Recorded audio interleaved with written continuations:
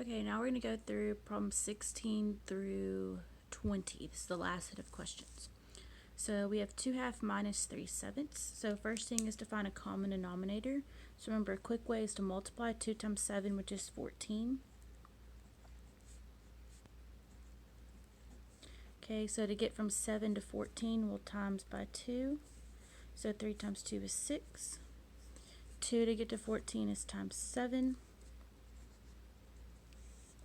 So we have 7, now we have 2 and 7/14 minus 6/14. So we subtract our numerator. 7 minus 6 is 1 over 14.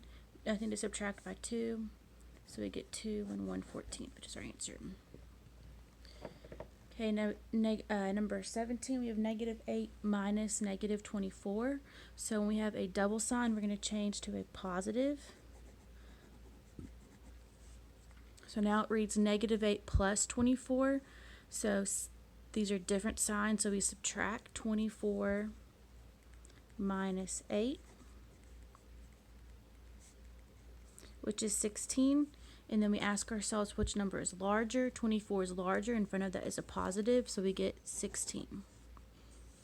Number 18, which set of numbers shows only whole numbers? So whole numbers are not negative, so we can get rid of B, we can get rid of C, and we can get rid of D, because D has a decimal and a negative. So whole numbers are just positive numbers and zeros. That's why we get A, which is 16, 0, and 4.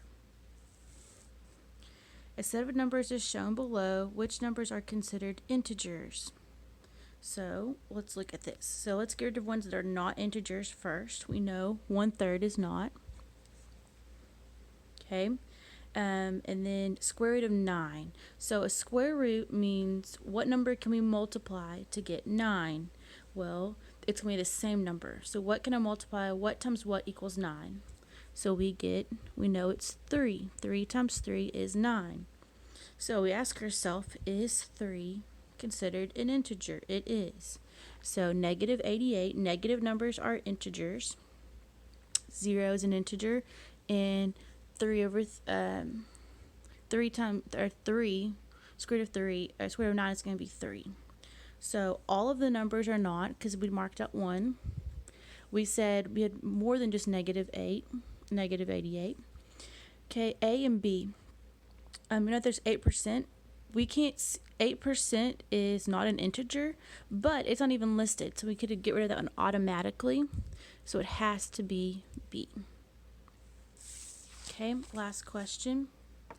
Below are several real numbers are placed into a set. Which diagram shows the numbers placed in the correct set? Okay, so we need to check to see, make sure everything is correct. So whole numbers, so 0 and 36 are whole. Square root of 25, again, what can we multiply to get 25? 5 times 5. So the square root of 25 is 5. That is correct. Okay, next section, integer.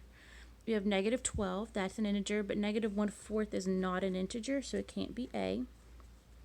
So let's look at B.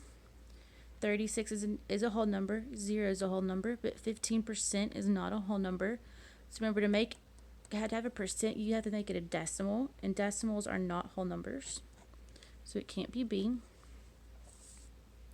Okay, C. So again, we just talked about that on B.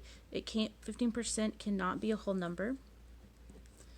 So C is wrong. So it's going to have to be D. Okay, 36 is a whole number, 0 is a whole number, 25. Remember, what times what equals 25? That's 5. -12 is an integer. And then fractions, decimals, and percents are also rational. So that's why we get D.